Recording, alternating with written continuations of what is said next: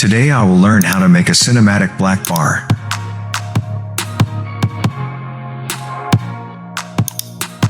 I will take an adjustment layer.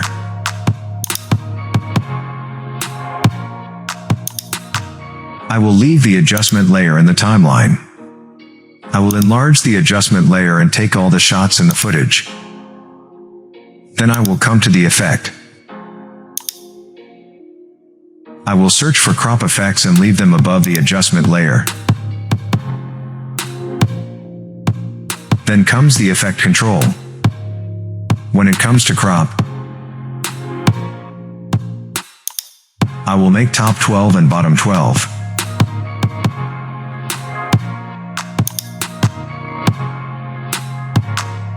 Yes, now there is a beautiful cinematic looks in our video.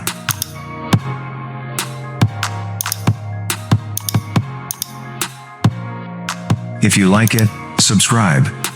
Thanks for watching.